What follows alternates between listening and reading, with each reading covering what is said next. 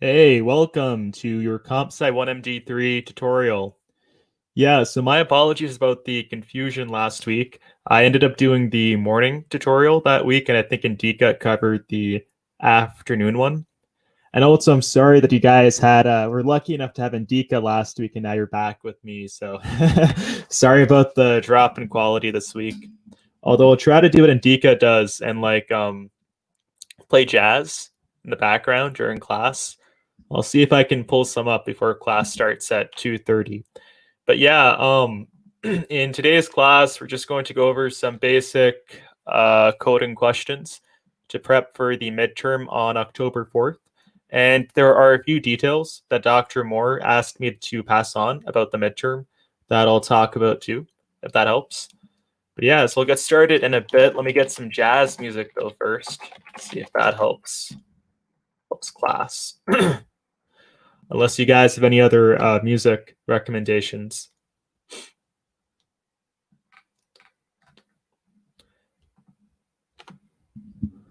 Okay, we're going to get started in 1 minute now, so let me just pull up my screen.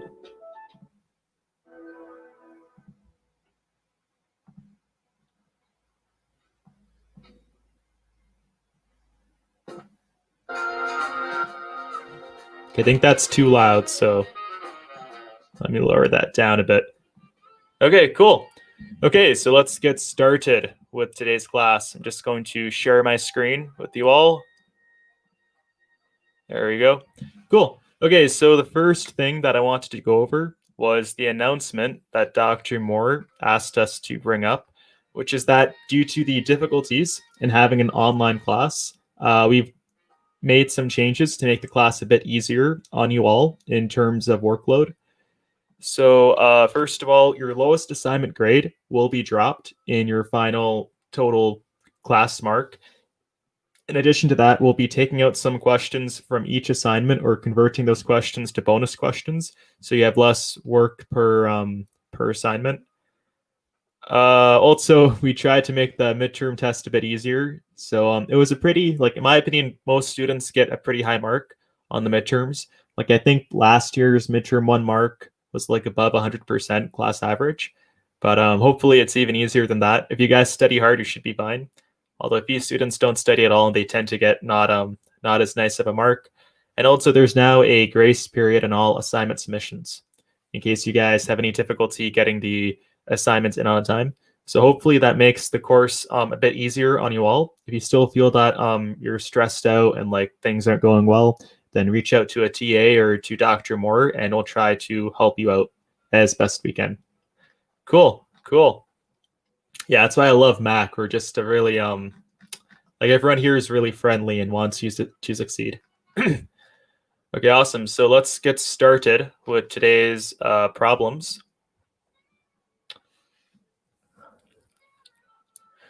Okay, so as you know, there is a midterm on October 4th.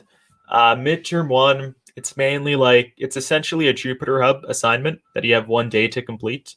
So exact same format as the Jupyter Hub assignments. And like the Jupyter Hub assignments, you can submit them either on Jupyter Hub or on Avenue.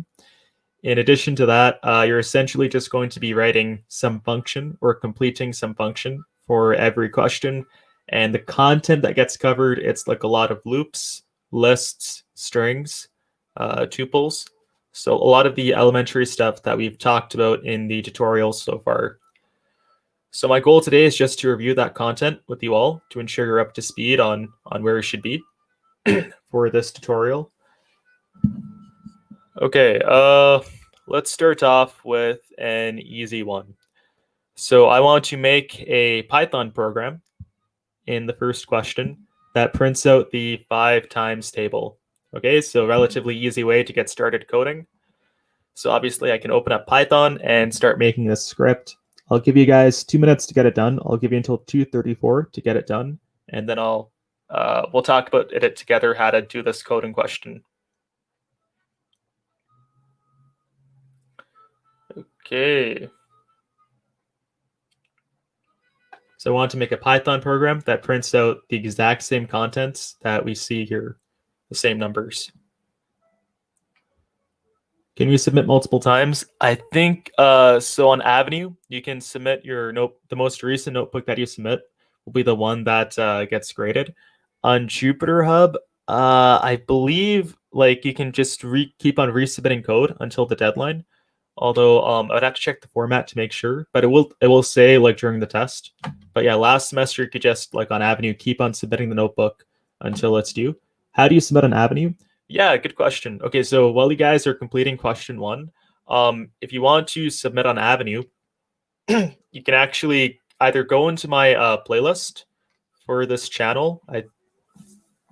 You can go into my playlist for COMPSCI 1MD3, and if you navigate to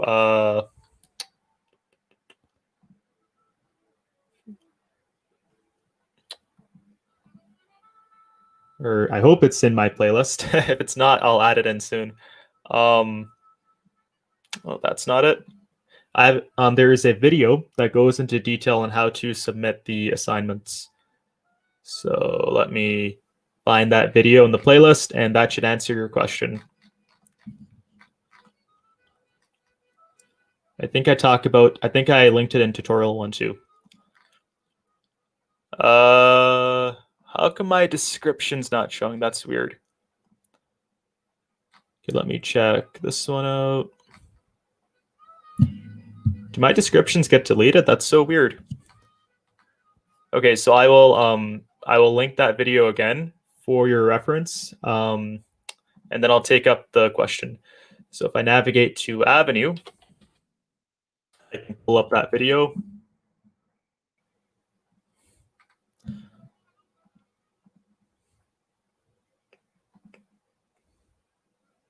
I think I had it in an Avenue post too, that on the current semester as well. But just in case, I will get that video again.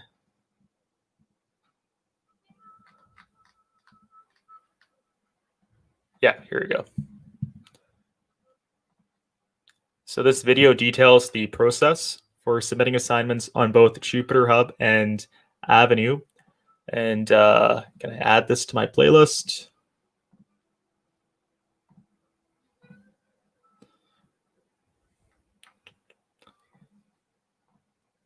And yeah, now it's in the playlist that you can find on my channel. And I think it's also posted on an announcement too. So hopefully that answers your question, Sarap. But yeah, you can just check out this video, and that goes into detail on how to do the process. And if you're still confused, just reach out, and we will look into it. Okay, cool. All right, let's do the first question. So I want to make a Python program that prints out the 5 times table from 5 times 1 equals 5, all the way to 5 times 10 is equal to 50. So let's get this done. Super simple. So first things first, I make a new Python program. So I hit Control-N to make a new Python script. And then I'll save that program. Save it in a relevant place.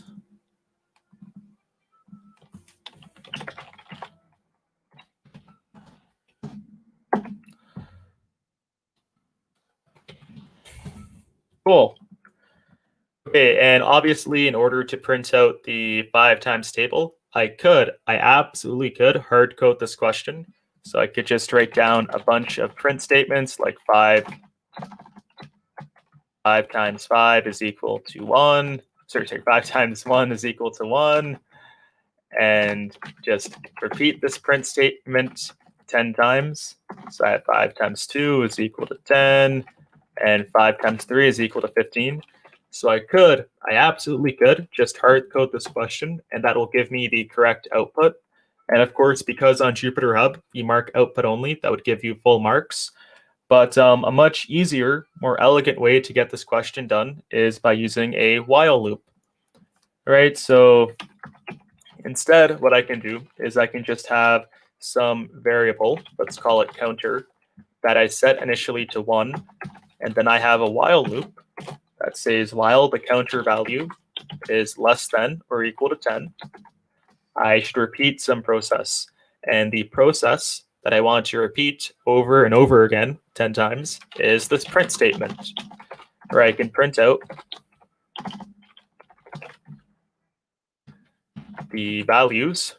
So I want to say 5 times, and then of course that'll be the counter value, whatever that is at that iteration.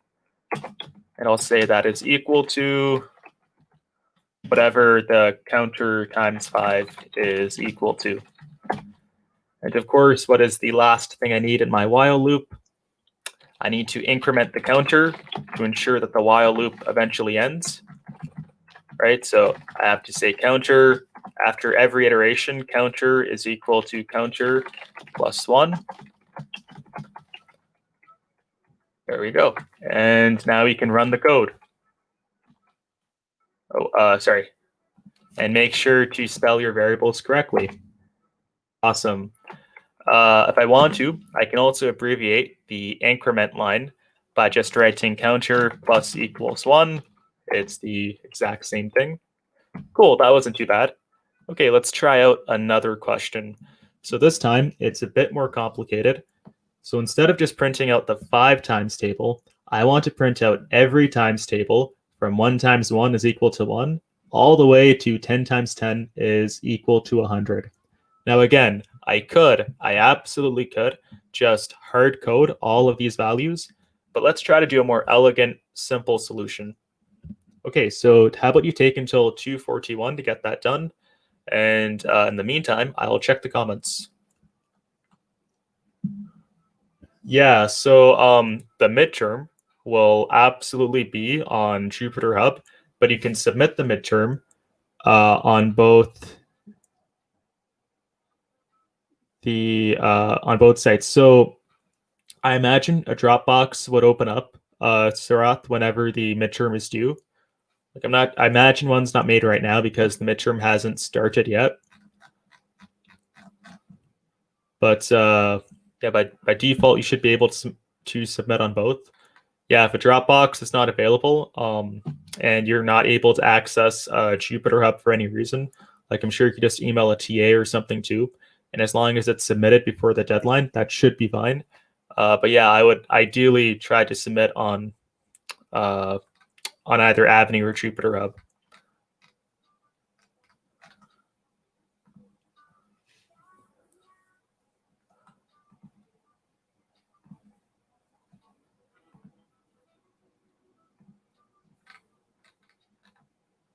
No, but there is a Dropbox that will be visible to you all soon.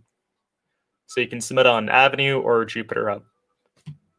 I imagine this will be automatically unhidden when the midterm starts. Okay.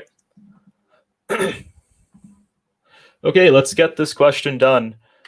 So once again, in order to print out all of the times tables from 1 times 1 is equal to 1 to 10 times 10 is equal to 10, I absolutely could just hard code all of the print statements one after another and have 100 print statements.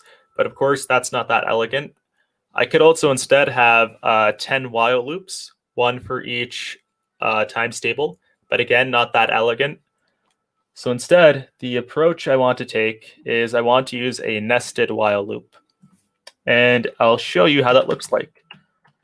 Okay, so now what I'm going to do is I'm going to repurpose this code I made, and I'm going to make another variable called times table to show what times table we're currently printing out. And of course, the first one we'll print out is 1. And then I'll make a while loop saying while times table is less than equal to 10. And I'll iterate through each times table one at a time.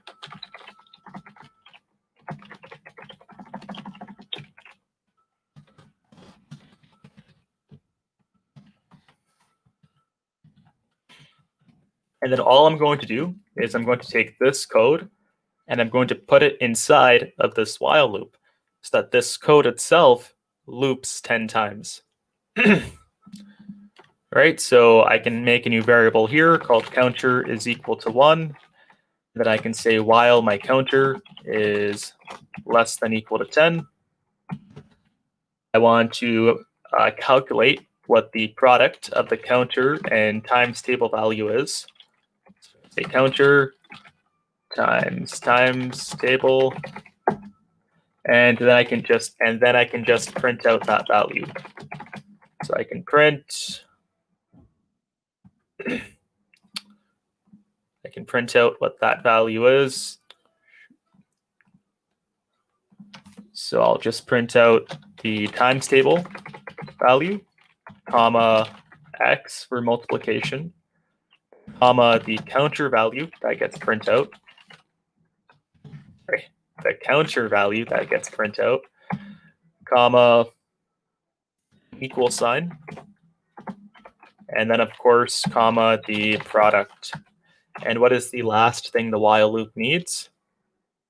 This nested while loop needs a counter to be incremented. So I'll say counter plus equals 1. And then I can delete this code here. Cool. And then I can run my code. And as you can see, it prints out all of the times tables from 1 times 1 is equal to 1, all the way to 10 times 10 is equal to 10. Simple. Now, once again, if I wanted to, I could just make, instead of looping this while loop 10 times, I can just hard code 10 while loops. But that's, of course, not as elegant or as quick of a solution. But of course, if your code has the correct output, you get full marks. Cool. Okay, I see no comments, so I'll move on to the next question. Yeah, so I know these both were pretty simple. Okay, so did Indika do any of these questions last week, or should I take them up now? Because I'm not sure if because we do slightly different questions sometimes. So I took these up in my tutorials last week, but if you guys haven't seen these yet, then I can take them up right now.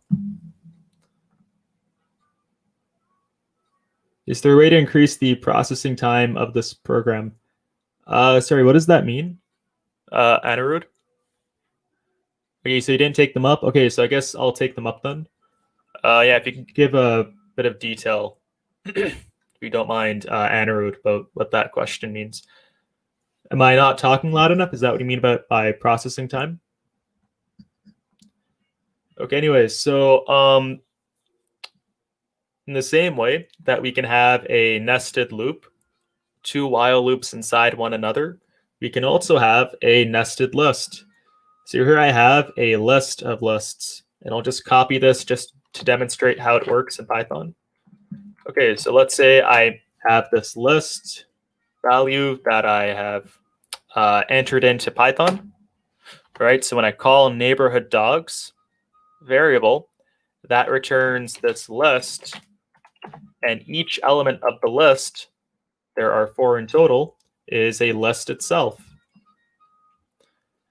Now, I'm sure we already know that in order to call an element of a list, we just call that element's index, right? So if I wanted to call the 0th element of the list, I just write neighborhood dogs, then 0.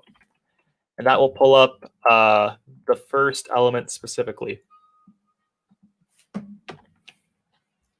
Okay.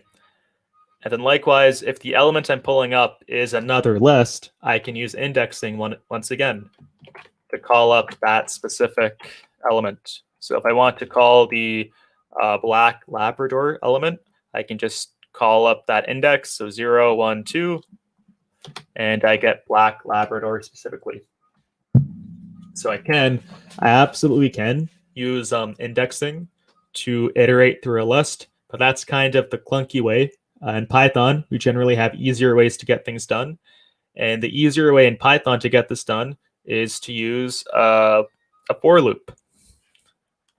Right, so if I want to iterate through a list in Python, I can just write for, then some variable name. It can be any variable name. I'll say for, how about element in neighborhood dogs.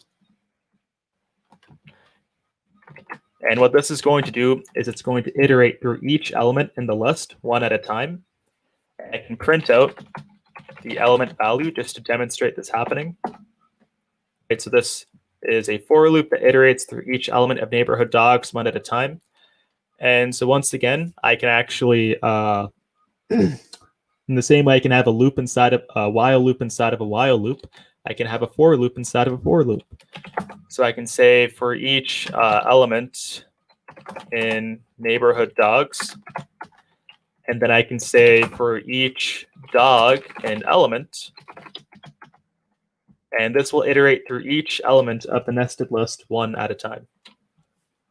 I can print out the dog value to show this working. My tabbing might be incorrect, though. Let's see. Okay, it's fine. Cool. Okay, so that's how nested for loops work, and that's how nested lists work. So with that in mind, let's try to get this question done. So here, you're given a nested list of the following format, and I have to write a Python program that counts the number of black dogs in the entire nested list. So I have to make a Python program that iterates through the list and counts how many black dogs there are. So my Python program has to not only iterate through the main list, but through each of the nested lists as well. Okay, let's get this done. Okay, so once again, the Python program. So Control N, Control S, and I'll save this as dogs. And the first thing I'll do is I'll just copy this list directly into Python for me. And I guess I'll reformat this just to make it easier for you to read. Okay, so we have 4 elements in total in the list.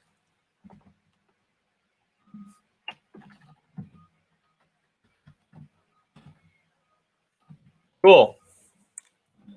And so what I need to do is I need to count the number of black dogs in the list. So the first thing I'm going to do is I'm going to make a counter for the number of black dogs.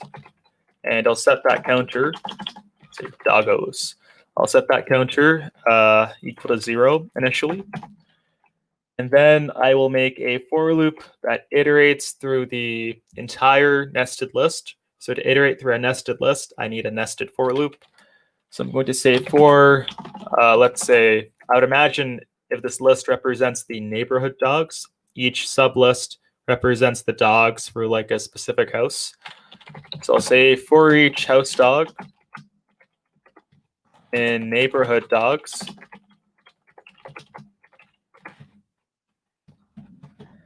and that will iterate through the main lists, but I want to iterate through each element of the sublist too. So I will say for each dog in house dogs, and I will just print this out to make sure my code works as need be. And if I run my code, and if I run my code, I have to check to make sure I'm spelling things correctly. And if I run my code, there we go, it prints out all the elements correctly one at a time. And so the next thing I need to do is I need to determine if the dog that I'm currently iterating upon is a black dog. So I know it's a black dog if the substring black is in the main string. So I can determine if a substring is in a string with the string keyword. So just to demonstrate how that works, let's say I have a string, hello class, and I want to see if the substring class is in my string s. I can just say class in s, and this will return a bool, either true or false if the expression is true or not. And it is true if I said, hi in the string, that would of course return false. Okay, so we can use the same logic here, and I can say if what is in house dog, if black is in house dog, in dog, and then I'll just increment the black dogs counter by 1 whenever we get a black dog, and then I can just print out what the total number is at the end. So I can just say the number of black dogs are, and then I just write the counter variable name, and I think that's it. Okay, and I can run my code to test it out. So this says there are 7 black dogs. Is that correct? We have 1 black dog, 2 black dog, 3 black dog, 4 black dog, 5 black dog, 6 black dog, 7 black dogs. So it is correct. Awesome. So I think we can skip number 4. I think that's pretty redundant. I think we should know how to do that. Okay, let's do question 5. So question 5, you might recognize it because I actually stole this one from the practice midterm. I thought this was a good one that we should know how to do. So I'll give you guys 2 minutes to get this done, then I'll take it up. So we have until 2:56 to get it done, and then we'll take it up.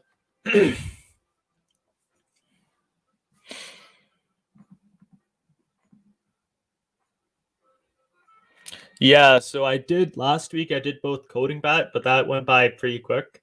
So I thought we could make some progress, Ashka, in my tutorials, and we just did a few of these questions too, just to save some time. But yeah, if you look at my tutorial videos for last week, we did both. But of course, Indika taught the tutorial instead. And because I guess Indika is a better teacher, he he went into much more depth, but yeah. So just try to get this question done. Translate light. It's the same question, I believe, in your practice midterm. At least it was last semester. Is the music? Do you guys like the music, or is it annoying? Do you want me to shut it off? Yeah, I think translate light is in here.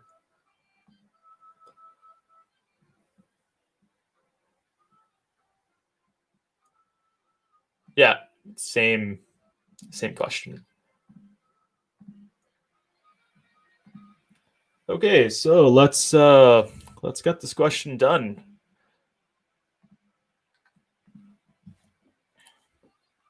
Okay, so in this question, we are going to make a function called translate light, and that function will have a string as input, and we have to output the same string with each word inverted. So this is a very common coding question, and it's done in lots of coding languages like Java and C and of course Python. But the thing is that this question is much easier in Python because Python has so many built-in functions that make this stuff a lot simpler.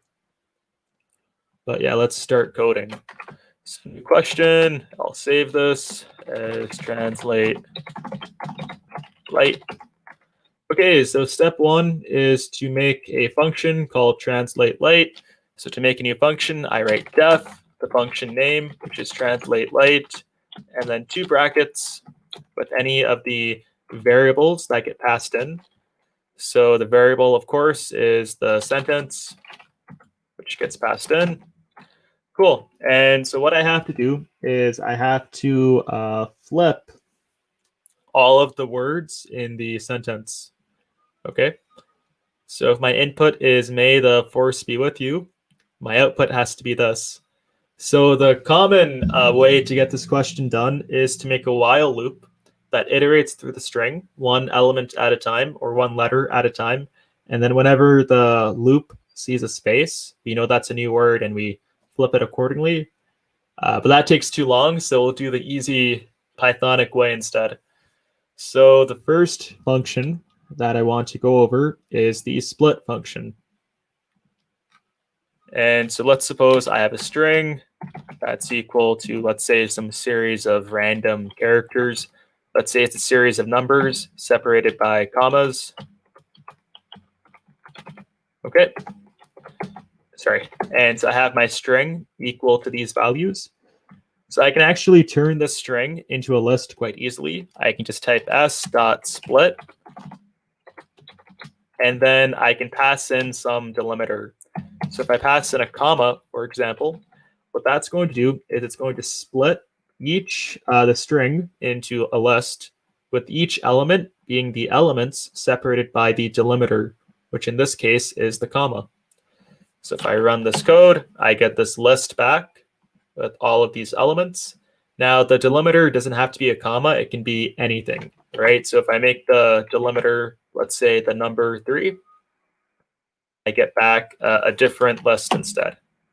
Okay, so we want to use the split function to split the sentence into a list of words. So what should the delimiter be? A space, right? So what the first thing I'm going to do is I'm going to make a new list called words. And I'll say words is equal to the sentence dot split along the space. And so what this is going to do is it's going to split the sentence into a list of words with every word being separated by a space. So just to give you a demonstration, let's see, I copy this string into Python.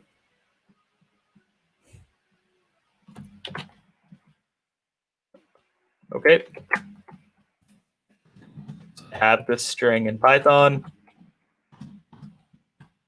And then I say dot split, and I type a space, and this will return a list with each word as an element. So the next thing I have to do is I have to flip the characters in each word. Okay, so how can I flip a word in Python? How can I invert a string in Python? Any ideas? I'll give you guys a minute maybe to answer that question. How can I flip a string or inverse a string in Python? Any ideas what we can do? If I want to flip this string, no ideas? No, okay, that's okay. So I can of course just flip a string quite easily using string indexing. So let's suppose I have a string saying hello, and that's equal to s. So I have this string now. So if I want to inverse the string, all I have to do is write s followed by 2 square brackets, colon, colon, -1. And what that does is it will flip the elements of the string. This is known as string indexing. And essentially, with string indexing, I can splice a string by taking by defining when the substring should start, end, and what the step size should be. Right. So, for example, if I go back to the may the force be with you example, s is equal to may the force be with you. I can splice the string as need be. When splicing strings, the first index refers to the beginning of the substring that I want to splice. So I can set that to like 3. If I want to start from the 4th element, the second index refers to the end of the substring. So I can set that to like 11, whatever length I want the substring to be. And then the last index refers to the step size. Right. So if I run this line as is, it'll just splice this substring from the main string. And then I can add a third index to define step size. Right. So if I wanted to take only every second element, I can run that code. Okay. And I can also take steps inversely, which is what flips the line. So here, let me actually demonstrate that a bit better. So I can take the steps inversely like that if I want to just flip the entire string. But here, I want to flip each of the words. So if I want to flip a word, I can just type colon, colon, -1 to flip it. Okay, so let's go through our next step, which is that we want to iterate through our list of words. So to iterate through a list, I use a for loop. So I'll say for each word in words. And then what I'll do is I will just append the reversed word onto some new sentence variable. So I'll say new sentence is equal to blank to begin with. And then I'll just say that new sentence plus equals each word inverted. and plus a space as well.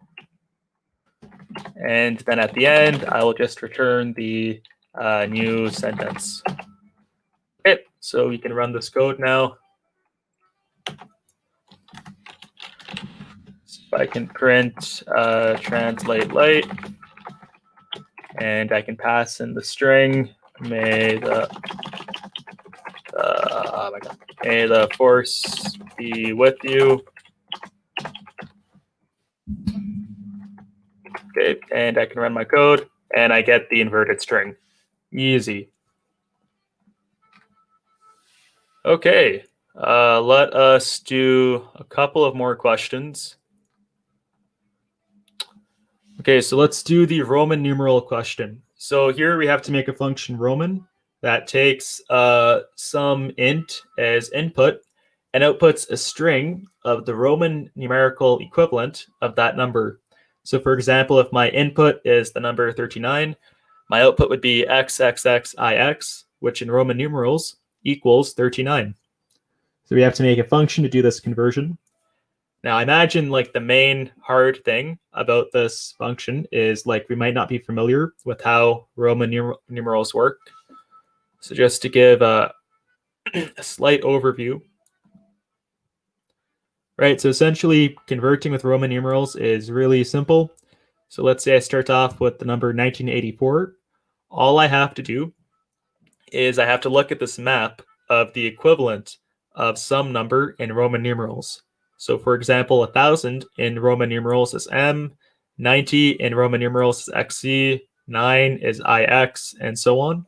And so all I have to do is I have to look at my number, 1984, and I have to find the largest number in this map that fits in 1984.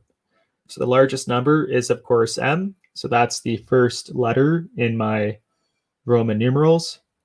And then I have a remainder of 984 that I now have to represent in Roman numerals. So once again, I look through my map and I find the biggest number here that fits in 984, and that is 900. So my next set of characters will be CM, and now I have 84 remaining. And so once again, I have to go through my map, find the biggest number, and repeat until I have a remainder of 0. Okay, so we can get this question done in, let's say, 2 minutes, and then I'll take it up. Yeah, so you can't copy this in Python, so we have to just look at the slide and write it out, and then you can use that to make your Roman numeral converter. And this is also a midterm question, by the way. That was on the practice midterm, as I'm sure you guys know by looking at the practice midterm that's available on Avenue.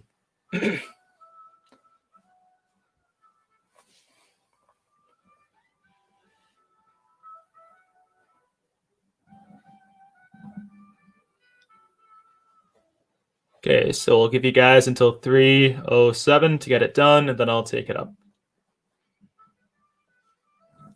I guess I'll start off in the meantime by just copying the map into Python.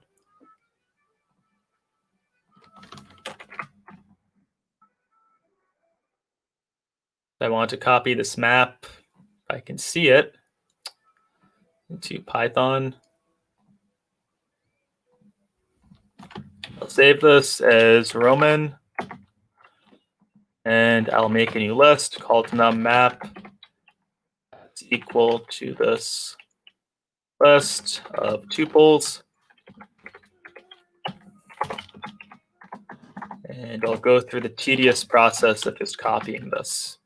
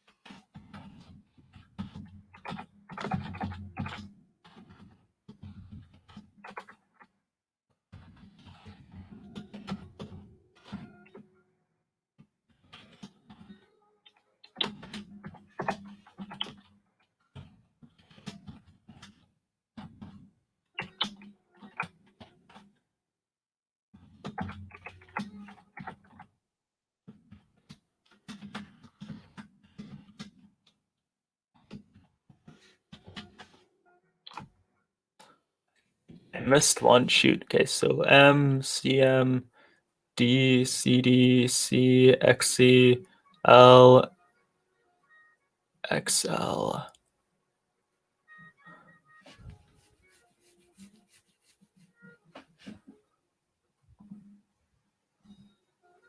Oh, okay.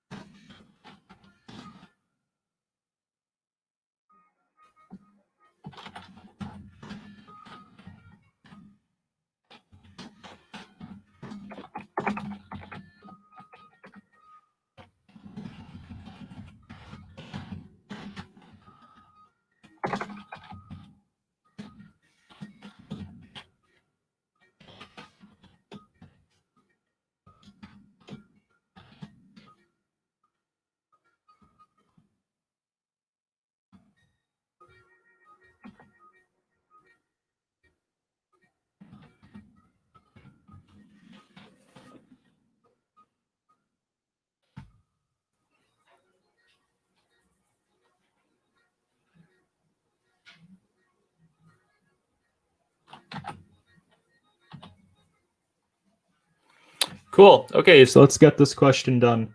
So once again, pretty simple idea with loops. Let me just make sure there are no questions. I see no questions. Let's get this done. Okay, so I'm going to make a new function called Roman.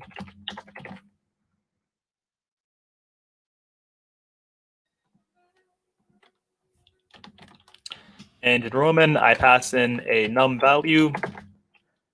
And I'm going to make a new string that starts off empty. And then all I have to do is just make a loop that keeps on looping while I'm doing this conversion. So I'll say while my num is greater than 0, and then I can just iterate through my num map. Right, so if I set for I in num map, that would iterate through the map one element at a time. I can actually say I comma R, and that's going to make Python know that there are 2 elements to be looking at, just to make the code a bit easier. And then I can just say that while my num is greater than or equal to I can just be appending the R value to my conversion. And of course, I would need to subtract the I equivalent from my number. And that's it. And then I can just return the converted Roman numeral.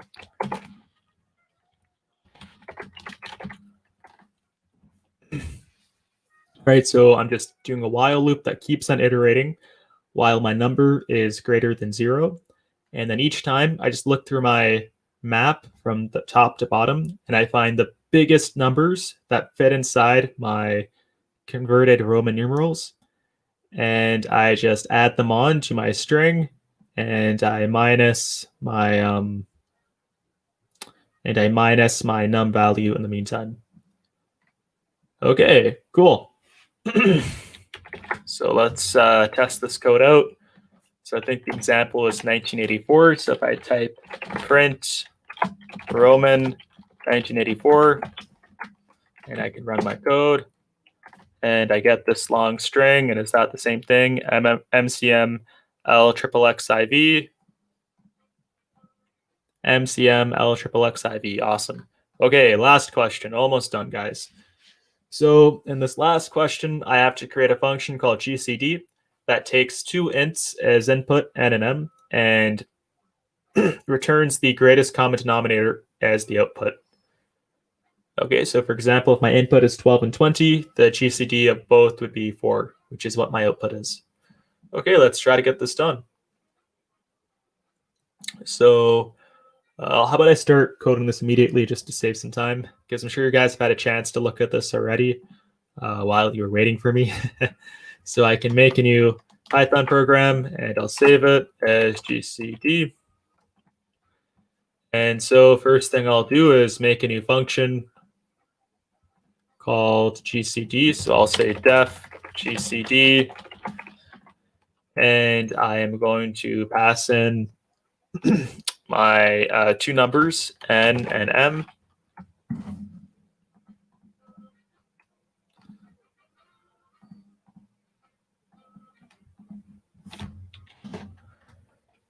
And then it's a fairly simple operation. So I guess the first thing I would want to know about n and m is which one is bigger, because the GCD has to, of course, be equal to or less than the smaller of the two. So I will just say min of n and m, and this will return the minimum value between the two, and I'll make that equal to some variable. Let's call that smaller. And then I can just make one for loop to get this question done. So I can make a for loop that iterates for I in range. And I want to go from the largest to smallest number, starting at n, and of course going down to 0, because our smallest GCD would be 1. And of course, we're going to be stepping backwards. And then all I have to do is I have to check to see if my I value is a multiple of both n and m. So I can check to see if a number is a multiple using the modulus operand. So I can say if n mod I is equal to 0, and if m mod I is equal to 0, that means it's a multiple of both, and I can just return I. Okay, and then I can print out the values. So I can say GCD 2012, and I can run my code. Of course, I get the GCD of 20 and 12, which is 4. Okay, so that was all the questions I wanted to take up. Was that last one too fast? Do you guys want me to talk about it in more detail? If not, you guys feel free to log out or tune out. But yeah, I'll be here until 3:20 to take up questions if that's needed.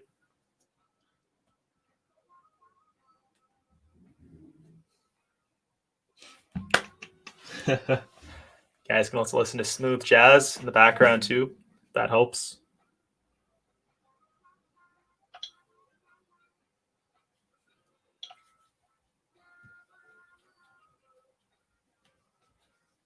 All right, guys. So yeah, just let me know if you have any more questions, and I'll answer them as best I can.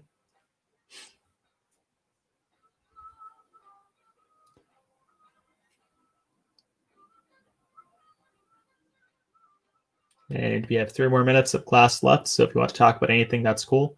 I don't know if Anur's still here, but what's the n in the for loop?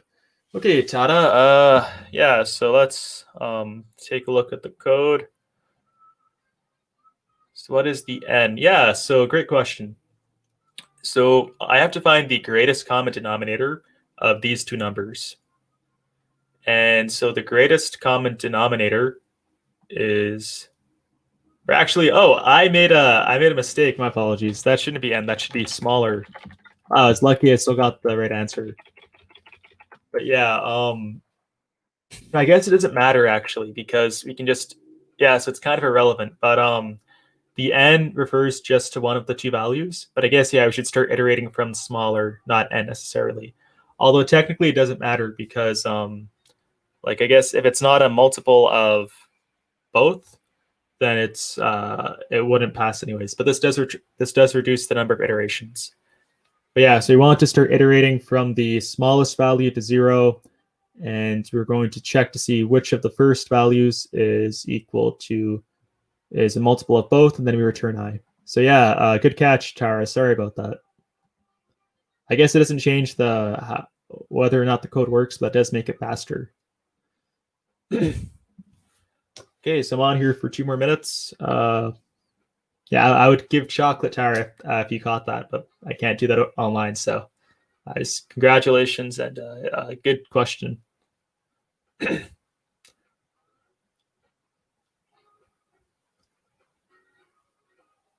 And I'll log off at 3:20 if there are no additional questions.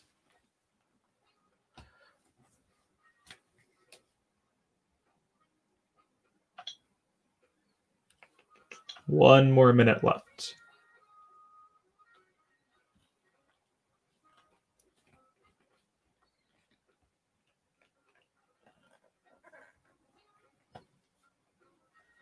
Yeah, nice one, Tara.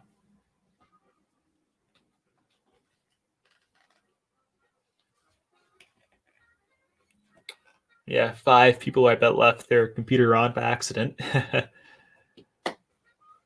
Cool. And yeah, good luck on the midterm on October 4th. I'm sure you guys got it. Shouldn't be too bad. The average is generally pretty high on the first midterm.